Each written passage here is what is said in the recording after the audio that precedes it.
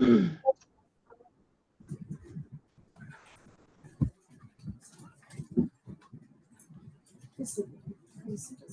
right. I'll go ahead and get started as our audience is logging in.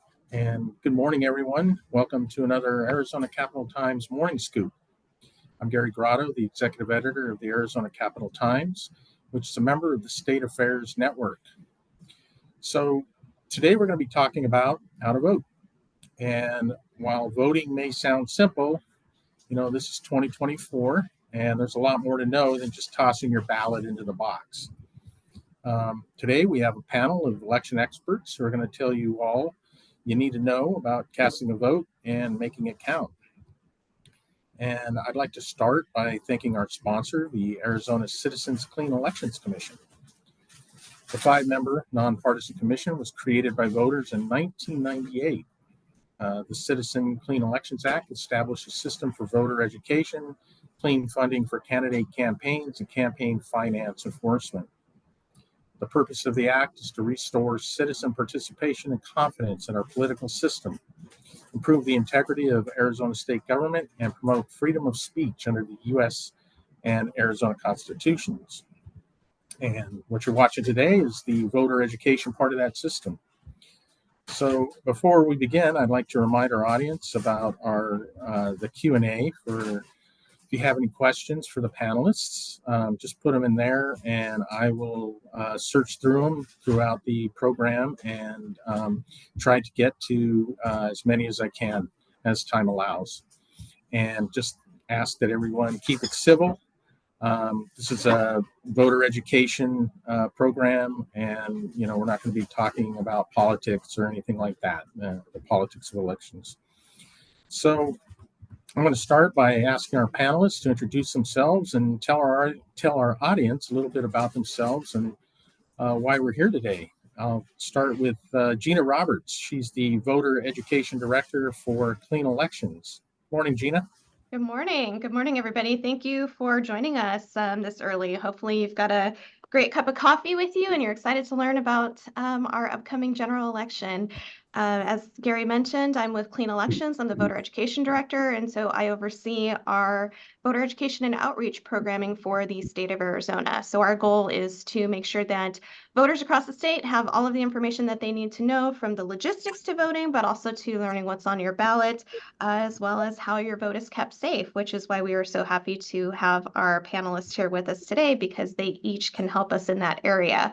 So my background is, again, I've been with Clean Elections for about 10 years now. I'm worked in elections for almost 20 years. I'm a certified election official, and very excited to be here to hopefully help you all prepare, cast your vote. So thanks so much for having us, Gary. And again, Clean Elections, the reason why we're sponsoring this is part of our voter education mandate, and that is, again, to help you all prepare for the upcoming election.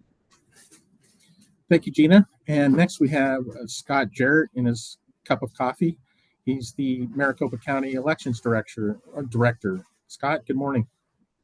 Thank you. Yes, I am one of the co-elections directors here in Maricopa County. My counterpart, Ray Valenzuela, oversees mail-in voting and reports up to the county recorder.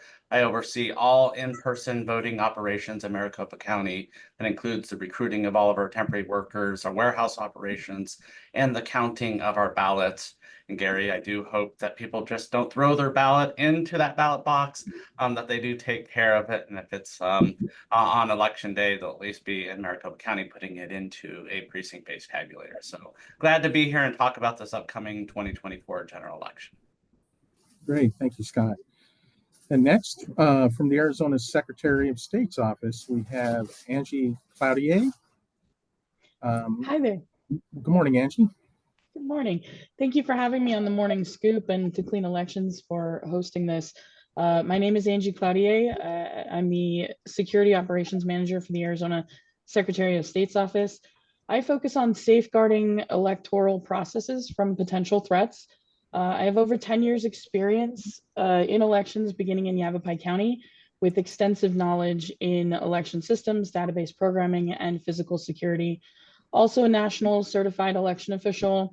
My current role with the Arizona Secretary of State involves implementing and recommending practical security protocols and collaborating with state, federal, and local agencies to ensure safe elections for all. Great. Thank you, Angie. And our last panelist is William Author. He's the chairman of the Arizona Commission on Judicial Performance Review. Good morning, William. Good morning. Thank you for having me. So I'm a partner here at Bowman and Brook in Phoenix, Arizona. I've been practicing law over 30 years, but more importantly, as to the Judicial Performance Review Commission, I've been on the commission about 14 years now, and I currently serve as the chair as of July this summer. So I'm looking forward to explaining our process to your listeners and helping them understand where they can go to get data on judges up for retention this year. All right. Thank you very much, and welcome everybody. And so I guess my first question is for Gina. November 5th is election day, and we always think of election day, but for everyone here, I would say it's election season. So where are we right now in the election season, Gina? Sure. So as we mentioned, this morning scoop is very timely because things really kick off next week. So Monday, which is October 7th, very important day. It's our voter registration deadline. So for anybody who is not registered, or perhaps you've moved or you've got an update, Monday is when you will want to get that taken care of. So in order to participate in the general election, which is a presidential election, we know we typically have higher turnout. It's what we often hear voters refer to as the Super Bowl of elections. So if you want to participate, your very first step is you have to get registered to vote. So again, that deadline is Monday, and you can do that online in a matter of minutes. If you've got an Arizona driver's license or ID card, you can just go to servicearizona.com. And then after that voter registration deadline, we jump 2 days later right into the start of early voting. So Wednesday, October 9th is the start of early voting. That means that the counties are going to start mailing out all of those early ballots that they have requests for to voters across the state. It also means that if you prefer to vote early but in person, you can also visit an early voting location to vote. So really, we are just days away from kicking off the voting process for the election. And of course, election day is Tuesday, November 5th, but very important for voters. If you need to get registered or if you need to make an update, do it right now. Don't delay. It'll take you just a few minutes to do. Now, you gave a website to go to. Can you repeat that? And there are other ways to register besides that, correct? Yes. So if you need to register or update your registration, you can go to servicearizona.com and just click on the voter registration button. But of course, you can also fill out a paper form as well, too, which you can get from the Clean Elections website or the Maricopa County Recorder's website, Secretary of State's website. You can download that form as well, too. But I believe most of our voters typically use the online method. But again, in order to do that, you have to have a driver's license or a state issue ID card issued after October 1st, 1996.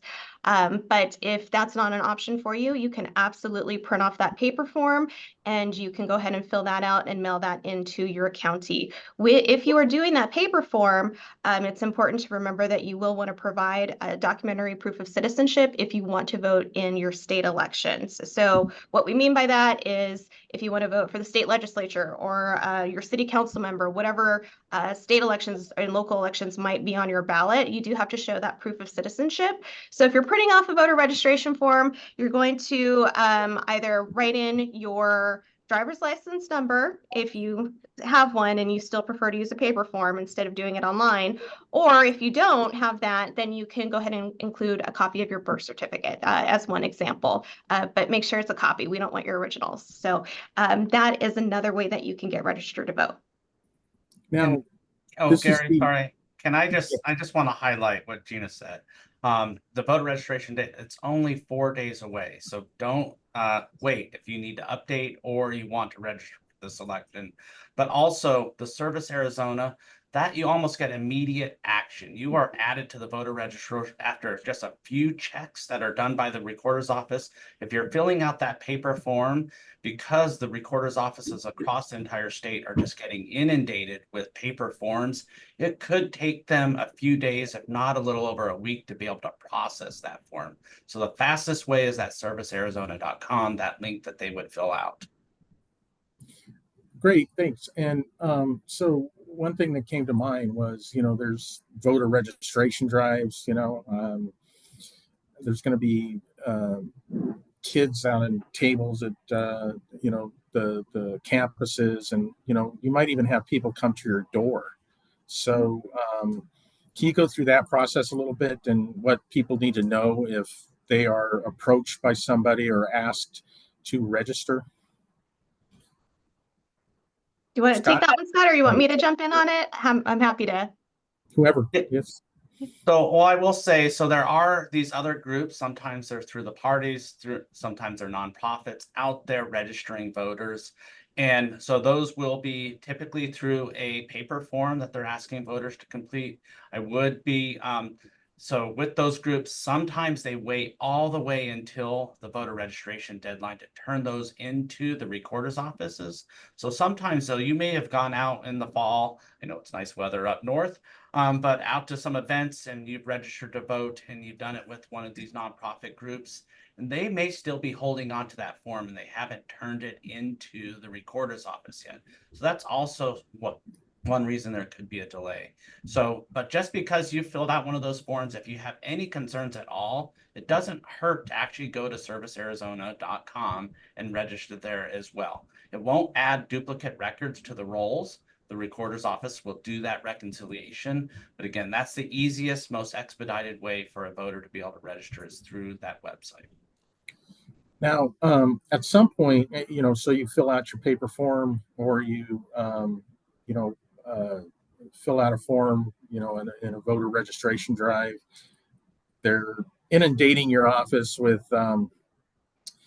paper forms. How does somebody know that, it actually got to the office and was processed and that they can vote? Scott? So I'll start for Maricopa County voters. The easiest way is to go to beballotready.vote, right? And then that's a personalized dashboard that you can use, log in and see how, if you're registered, what party you're registered with, if you're signed up on that active early voting list, right? Gina just mentioned those mail-in ballots will be mailed out next week on Wednesday. So you can get a whole lot of great information right from Be Ballot Ready, but that is only for Maricopa County voters. The Secretary of State's office also offers their own dashboard that you can log into to verify that your information, that paper form was processed. But again, if you're concerned in any way, right, you log into those platforms and you're not seeing that you're registered to vote, it does not harm the process for you to go to the servicearizona.com and register that way as well. Yeah, absolutely. I'll just say that for all Arizona voters, really, it is the easiest for you to connect with your local county elections department. They're happy to help you. And you can do that using their direct website, or you're welcome to call them by phone. But the Arizona Secretary of State does have an option as well. So you can visit arizona.vote to do everything from verifying your registration to finding your polling place or requesting a mail-in ballot. So there's a lot of information there. Again, the website is designed to be very simple. So it's just arizona.vote, and that should get you there, and you can get a lot of information from that site. And you know what, Gary, I recommend every single voter does this before the voter registration deadline. Even if you just haven't recently registered, maybe you haven't voted in 10 years and this is just, the election that you're waiting to cast your ballot, or you vote every election. I personally check all the time. It's just like checking your banking account, right? I think it's just being a proactive voter, just so there's no surprises, right? You don't want any surprises when you go to vote. And again, sometimes, you know, people will move and they don't realize, oh, I should update my voter registration. Or sometimes people think, well, I told MVD that I moved, but they didn't actually update their voter registration form as well, which are two separate things. So I recommend every voter go and check their information before that deadline, because again, we don't want any surprises, and it's just good to be proactive and just have that peace of mind that yes, I'm registered and everything is accurate as I want it to be. Okay, and I'll be doing that right after we get off. So, Scott, so you get your early ballot. It comes to you in the mail. What are you going to see? Yeah, so for this election, it's going to be actually one of the longest ballots in Arizona's history. So, and that means from really the number of contests that are on the ballot, but also the types of contests on the ballot. So for 9 of Arizona's 15 counties, that's going to result in voters getting 2 pages. And by 2 pages, I mean 2 separate pieces of paper. And so in Maricopa County, the average number of contests that we will have is 79.4 contests on our ballot. Our longest ballot's 87 contests.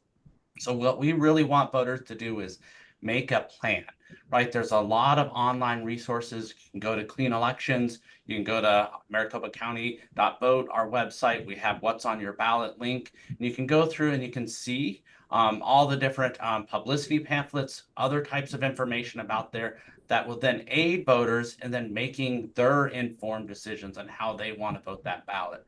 But again, you can go to Maricopa County, which represents about 62% of the total voters in the state of Arizona.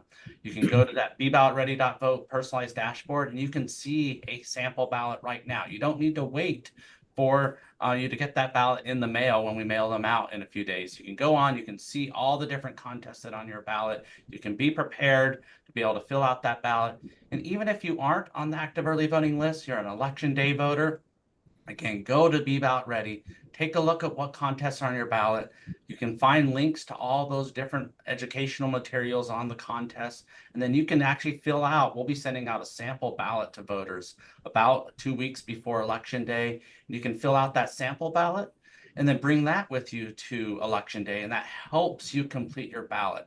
Because there have been, when we have these very, very, very long ballots, we have had our voters sometimes spend a couple hours in the voting booth completing that ballot. So we want to make sure that they have those resources available before Election Day. So maybe that helps them complete their ballot a little bit faster. And if I can jump in there. 2 pages, both sides, right? Yeah, 2 pages. So 2 different pieces of paper, and then contests on the front and back of both of those pieces of paper. Okay. And one of the reasons that is because of judicial retention elections. There's like 90 divisions of Maricopa County Superior Court. There's the Court of Appeals and the Supreme Court, which has a couple of justices on the ballot as well.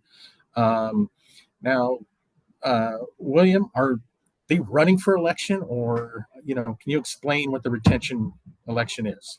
Right. So these judges have been appointed through our merit selection process, with which the voters in Arizona approved back in the 1970s, believe it or not. So there's a robust vetting process for applicants who wish to be appointed to a judicial appointment, whether it's at the Supreme Court, Court of Appeals, or the trial courts.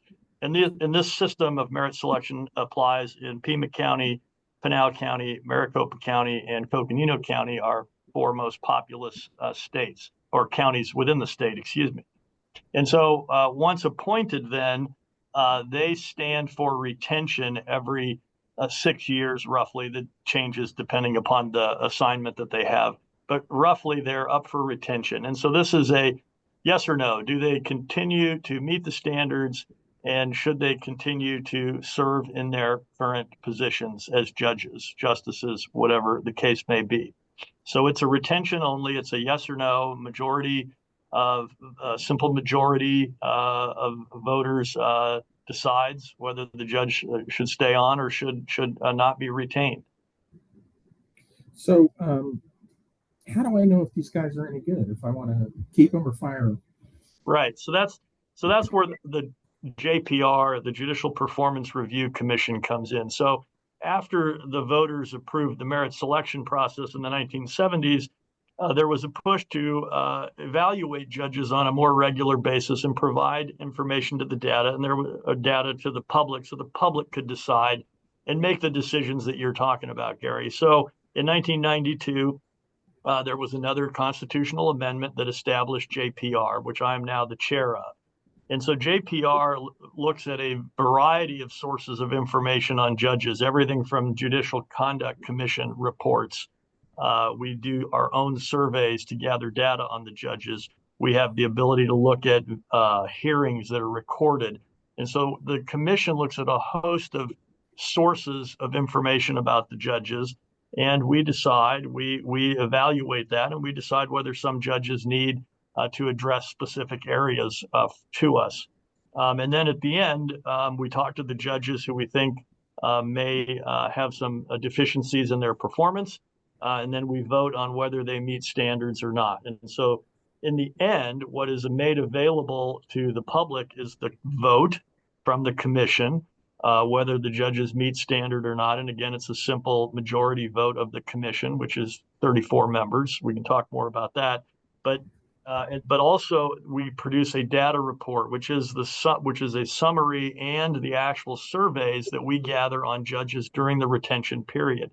So during the retention period, which is 6-month period, the year before retention, we survey every person who may have had contact with the judge who's up for retention. And that can be attorneys, it can be parties, it can be litigants, it can be witnesses, it can be jurors, it can be court staff.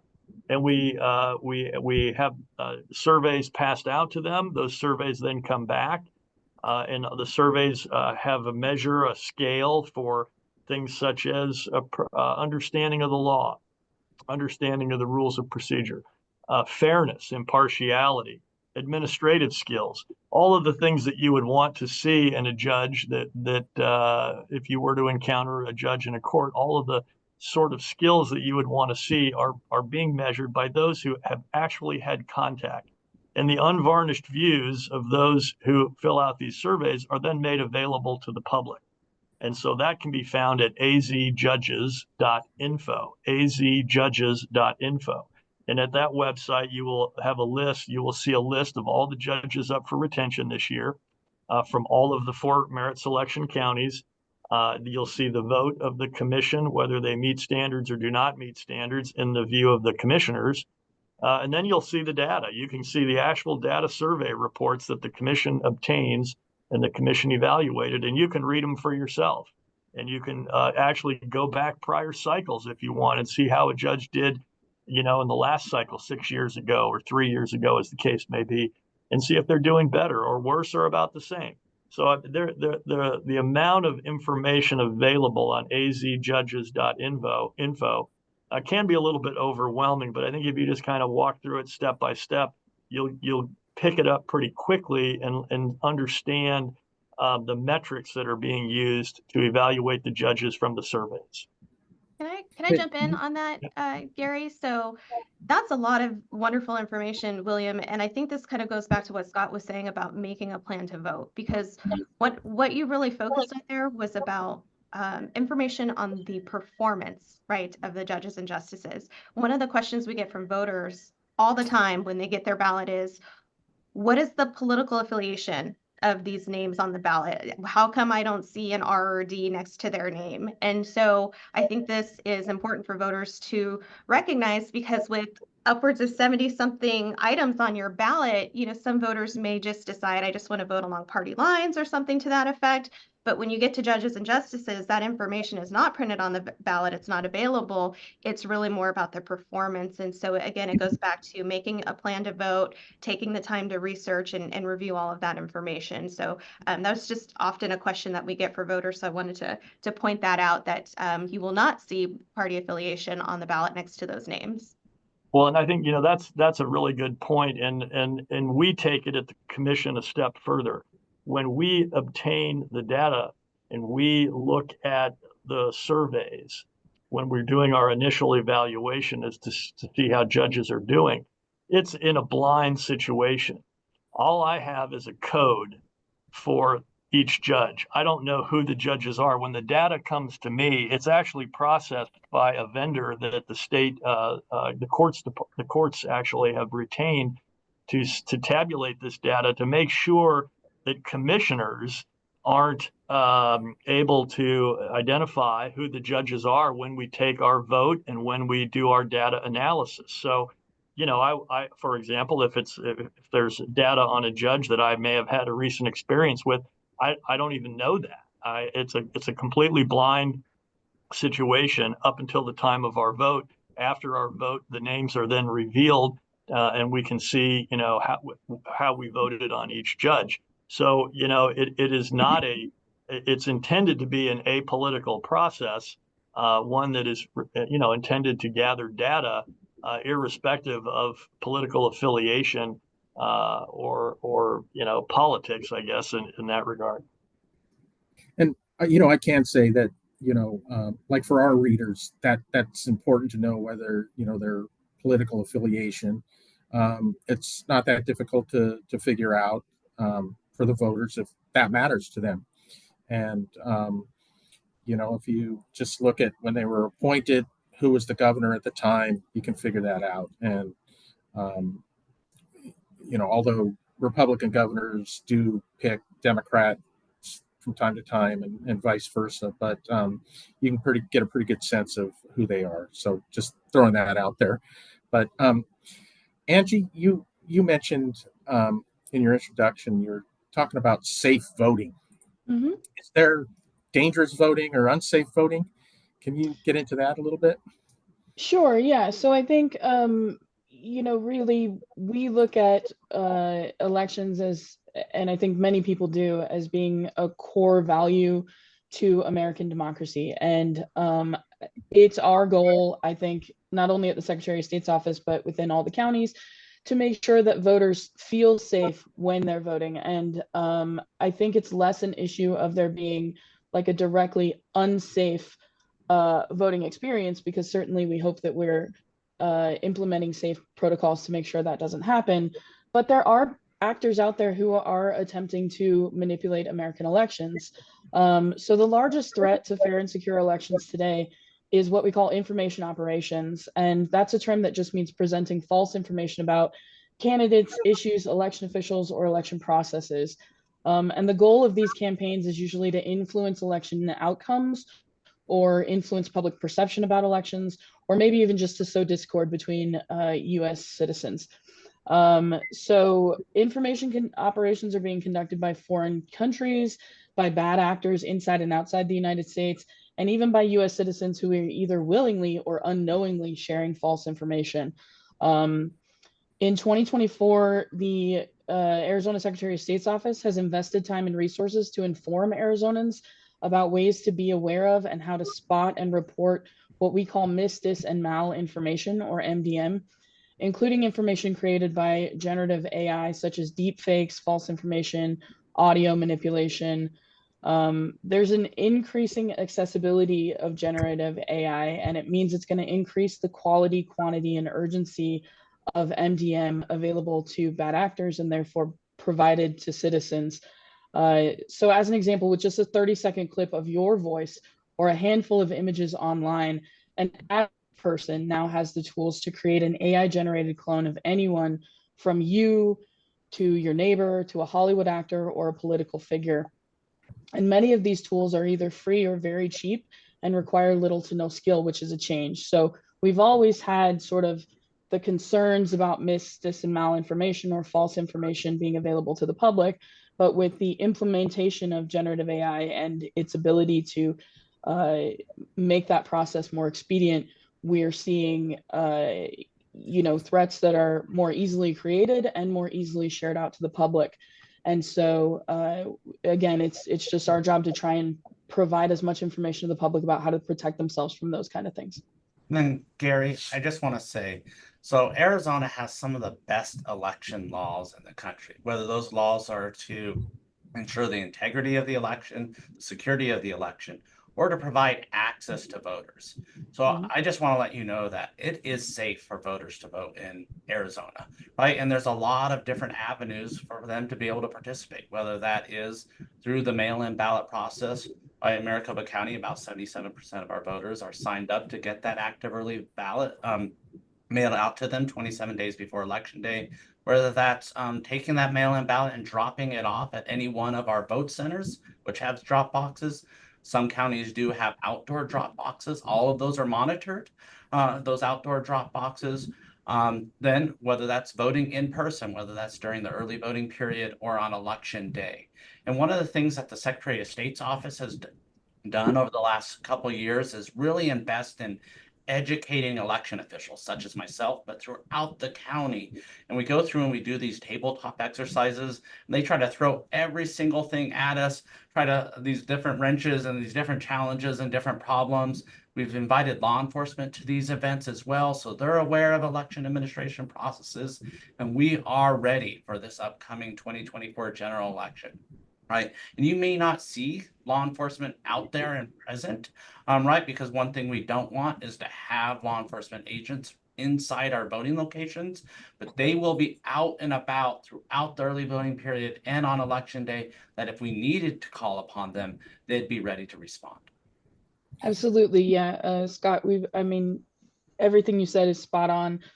We've worked really hard to strengthen our relationships with law enforcement so that they're, really carefully walking that line between not creating voter intimidation, but also being right there and ready to respond if a voter is having a situation where they feel unsafe.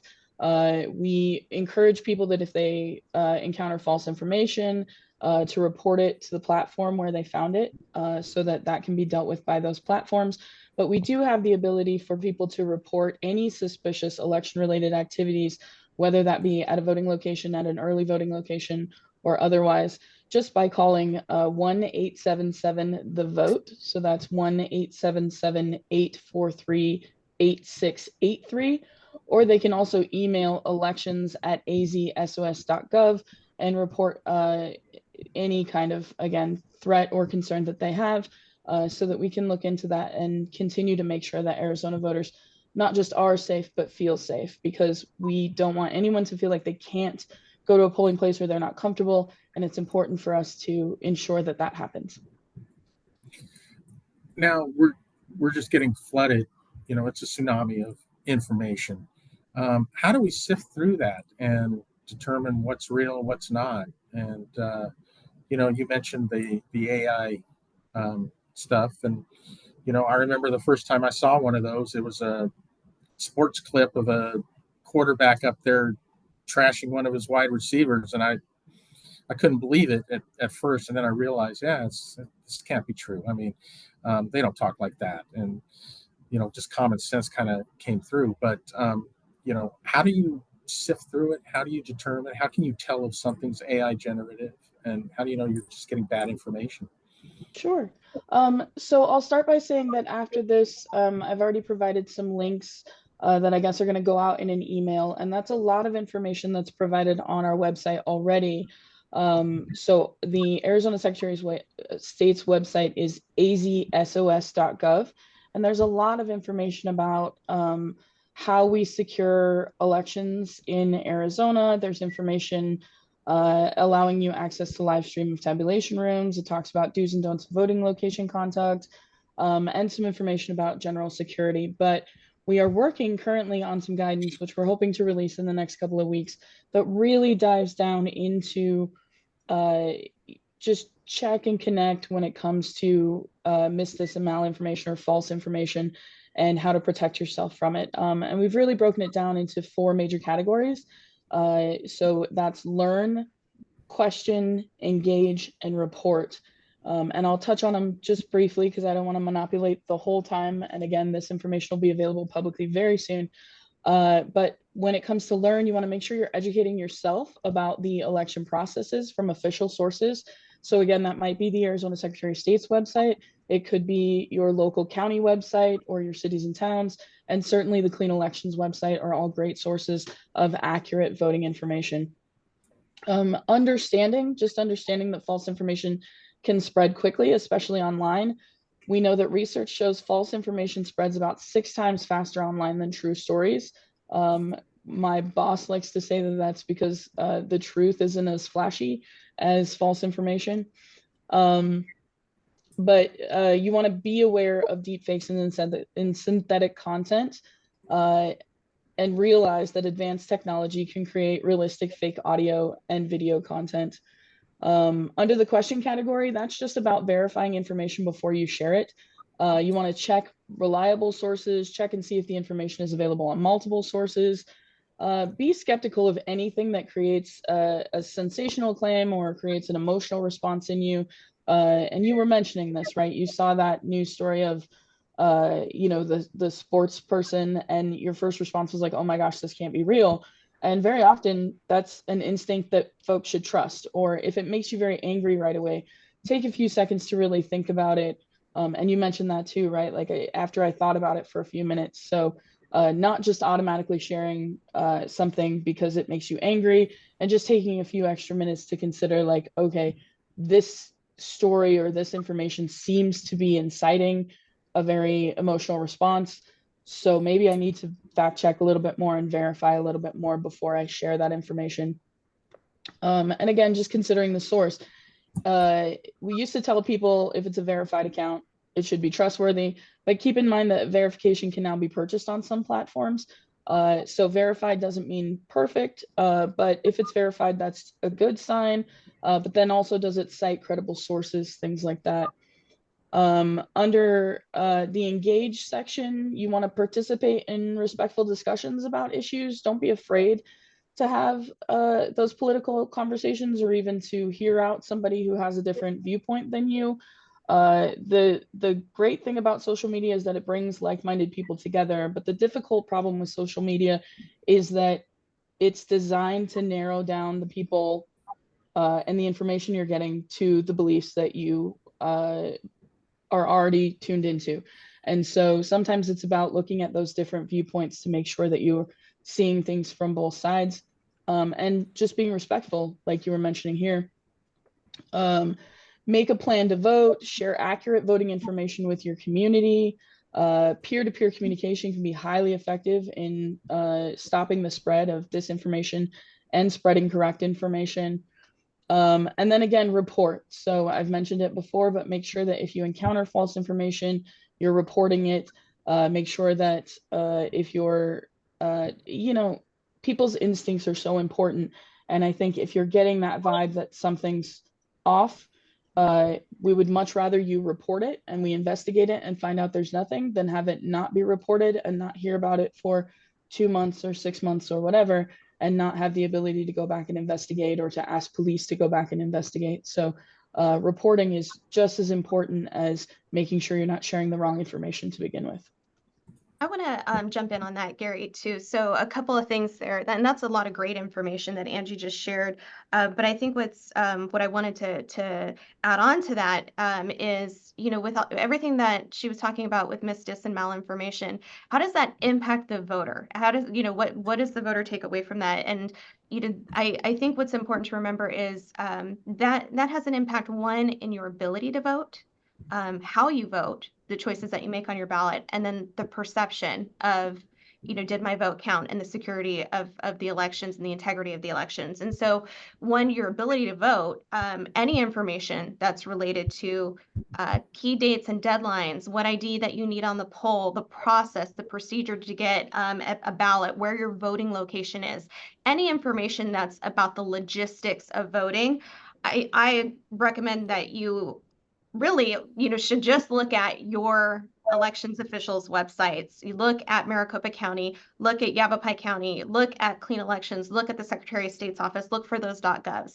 That's really where I think you should be getting that factual voting information directly from the source. So that's where you should be looking at for those key dates and deadlines, for the voter registration requirements, things like that.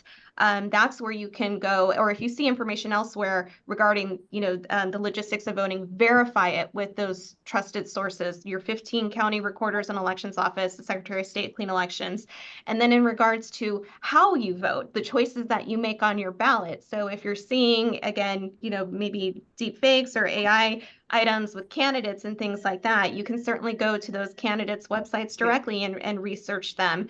So you can do research more on those candidates. You can talk to your political party about things that you see like that.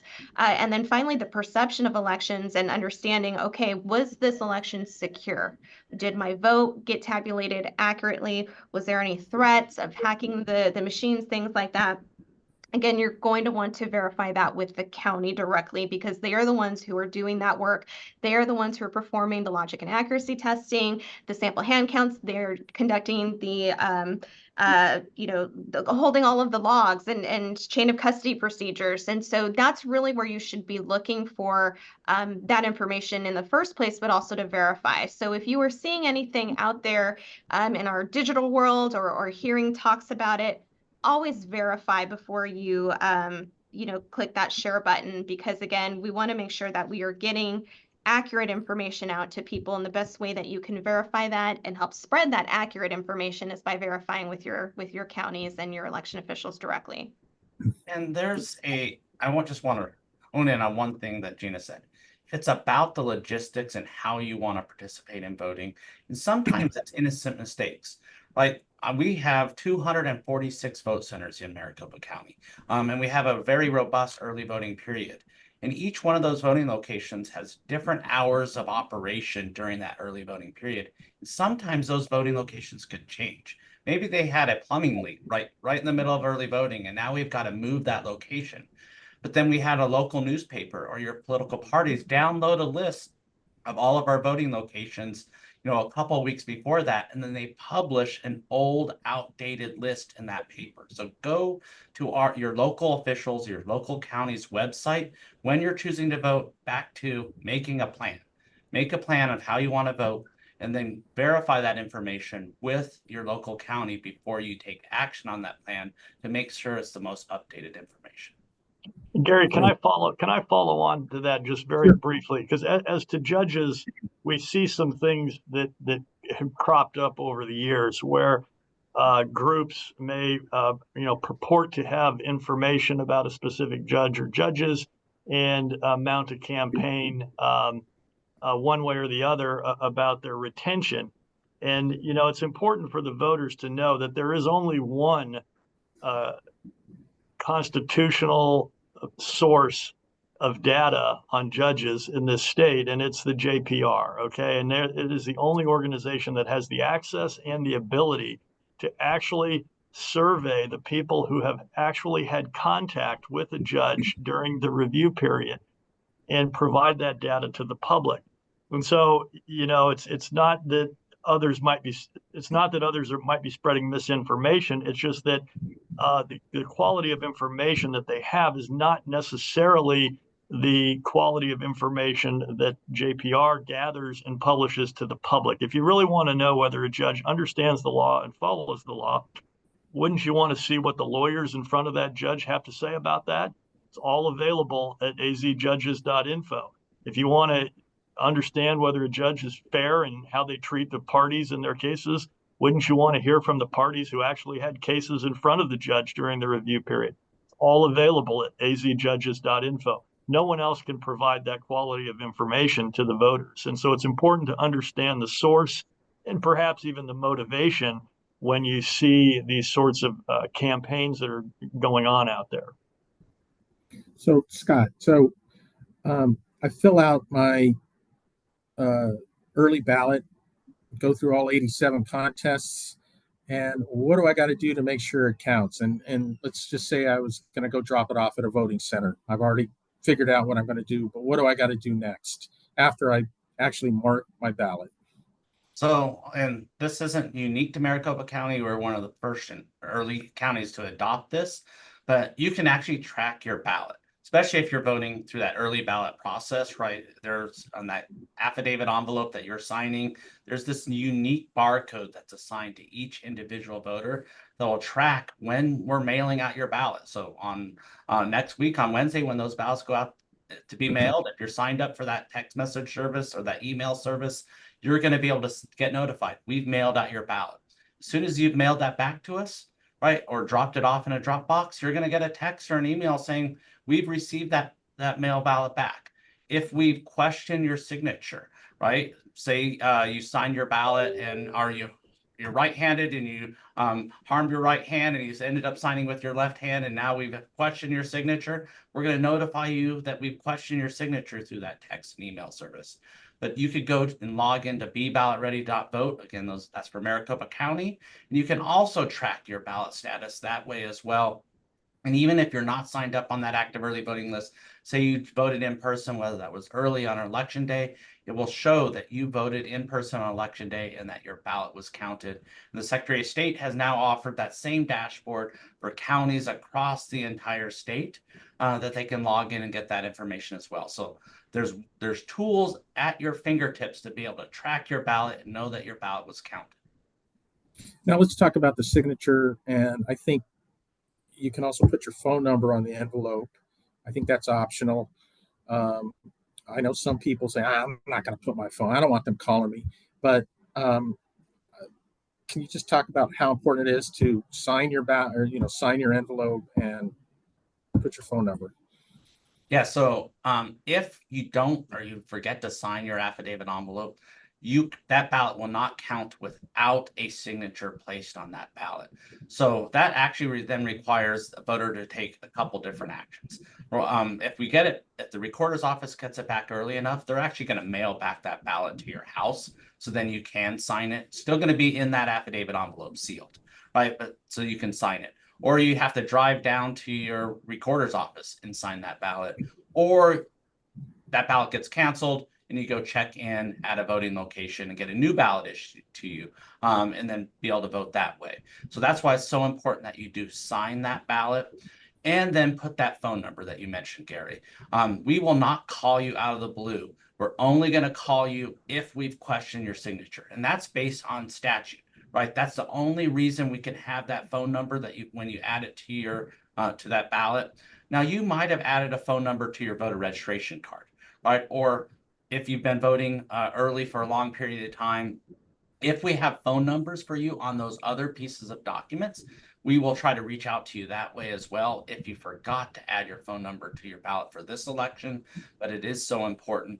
So if we have questioned, it's in recent elections, the recorder's office's questioned sometimes initially upwards of tens of thousands of voter signatures, right? And that's still a very small percentage of the total number that participate, but they're doing a very thorough review of every single early ballot that's coming through, comparing that signature to reference signatures that we have on file. And sometimes that does result in a voter needing to take additional action.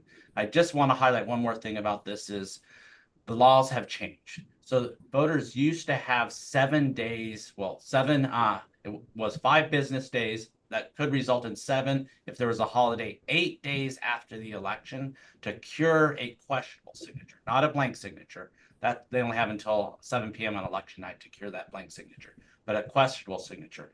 That now has shortened to be 5 calendar days. So now the deadline for a voter to cure that signature is going to be on that Sunday after election day at 5 p.m. I want to speak to the integrity of that process too. So one of the things that we hear often from voters is, we hear make ID required, right? Voters are saying they often email us their opinions and say ID should be required anytime you vote, and it is. And the way it is a couple of different ways. So first and foremost, federal law requires that a voter prove their identity before they can be sent an early ballot. And early ballots are only sent out to people who are active registered voters, who are actually registered to vote. Anytime you vote in person, whether it's early or at the polls, you have to show ID to the poll worker before you can be issued your ballot. So you must show ID. And then also to the process that Scott was talking about with that signature verification. So after, again, you initially prove your ID before you are eligible to be sent an early ballot, once that early ballot comes to you, your signature then verifies that you were the one that received that ballot and voted it. And the county staff go through amazing training procedures on signature verification. They are being trained by people from the FBI on this process, and it is done under observation from the political parties too. So I just wanted to touch on the integrity of that process because it is very thorough, and ID absolutely is required anytime somebody is voting in Arizona. So I wanted to share that since we often get questions or comments on that. Yeah, and can I just I guess reiterate what Scott was saying about the phone number situation. I understand the desire not to share your phone number. I am the last person to be interested in sharing my phone number with people because I'd rather you text me. But when you're putting your phone number on the actual envelope with your signature, really that phone number is only used to contact you in the event that there's some kind of question about your signature and to notify you. That phone number that you're listing there is not then added to the voter registration system. It's not shared out in any fundamental way.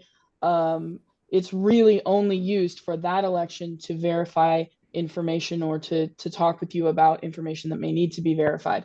So if you're concerned about not wanting to share your phone number, then absolutely don't put it on your voter registration form because that information can sometimes be handled just a little bit differently. But when it comes to putting your phone number on the ballot, to be frank, the people at my county recorder's office know me very well and they know what my phone number is, and I still write it on there just in case there's something wrong with my ballot, because it's a quick, easy way for them to look that up, get a hold of me and say, oops, you signed your husband's ballot, not your ballot, or, you know, oops, this doesn't look like all of your other signatures. Can we just get you to come in and do a new signature? And so it's another way to really ensure that your vote is being tabulated. And it's a way that we ensure that your vote is secure. So utilize that tool that we're giving you and know that that phone number is not being shared in other places. And one thing wanted to touch on because it's kind of confusing, but there's an issue going on right now. It's in the headlines. It has to do with proof of citizenship. Scott, can you give us the thumbnail on that? And you know, I guess the question is, are these 228,000 voters, are they going to be able to vote? Yeah, so yes, they will be able to vote. And also, they've all attested to being U.S. citizens. So just in the same requirement that's across every state in the nation. Now, Arizona does have an additional requirement. Gina actually talked about this a little bit earlier when she's talking about something called documented proof of citizenship. We call that DPOC. So Arizona has this extra hurdle that voters need to provide to be able to vote in those local contests. So whether that's our state legislature, that's your county level contest, your city contest, you have to provide that proof of citizenship. That's a birth certificate. That is in most cases a driver's license. Because you have to prove citizenship to get a driver's license in Arizona, at least post 1996. Or that could be a naturalization document or certificate. So this recently went up to the Arizona Supreme Court, and they said, right now we're so close to the election, it would be too hard for any of those voters. And this all stems from a glitch that was in the motor vehicle database, and these individual voters did not provide that documented proof of citizenship. Again, that does not mean that they're not citizens. It means that they weren't provided the opportunity to provide that documented proof of citizenship. So at this point in time, they will get those full ballots. They'll be able to vote. And then the recorder's office, in partnership with the Secretary of State's office, will then be working with those voters post this general election to help them resolve and provide that documented proof of citizenship. Thank you, Scott. And so on election night, you know, at 8 o'clock, the results start coming in. But you wake up the next morning, you know, one of the races you're watching could have changed, and you end up watching 10 days. You know, these close races. So can you take us through that a little bit? You know, the process and why there was this original batch of ballots that were counted, and you know, why are things changing? Why is it a fluid situation after election day. Yeah, so back in the early 2000s, Arizona was not a swing state, which meant most of our high-profile contests were decided on election night because the margins were very, very wide. And that has changed in recent election cycles. So now our very high-profile contests tend to be very, very, very close. And so that means networks are unwilling to call the contests on election night. They want to wait till all the ballots end up getting counted, especially if we have a contest that was separated like in 2022 election, the Attorney General, which was just a few hundred votes separated the two candidates. So, and then there's also something that voters have really started taking advantage of, and it's actually the second most popular way of voting in Maricopa County. So the first most popular is by mail. About 50% of our voters return their ballot through the mail. It comes back to the recorder's office and then to the elections department to count. The second most popular way is for a voter to receive that mail-in ballot, but then drop it off on election day. So I'm anticipating in Maricopa County alone, between 350 and 500,000 voters to drop off their early ballot on election day. I'd love for you to do it a little bit earlier so we can include that in our 8 p.m. results that we post on election night, but it is a legal way for you to be able to return your ballot to us. And then those ballots have to still go through signature verification, right? So that could take a few days. They still have to go before a human processing board, a Republican and a Democrat, separating that ballot from that affidavit envelope, then through our tabulation process. So that can all take several days after election day. And this is a normal process in Arizona and really across the entire country. No jurisdiction in this country is done counting on election night. But in Arizona, our contests are so close. So that's why those networks wait to call the election and for you to know those results. And to add on to that too, even if a network does call an election, it doesn't mean that we're done counting either. Those total results could still change. So it's important for voters to remember that everything that you're seeing on election night and the few days after, those are unofficial. They are unofficial until the county has completed all of their statutory required processes up until the county canvasses the election, and that's when those results are final. So yes, they will continue to change.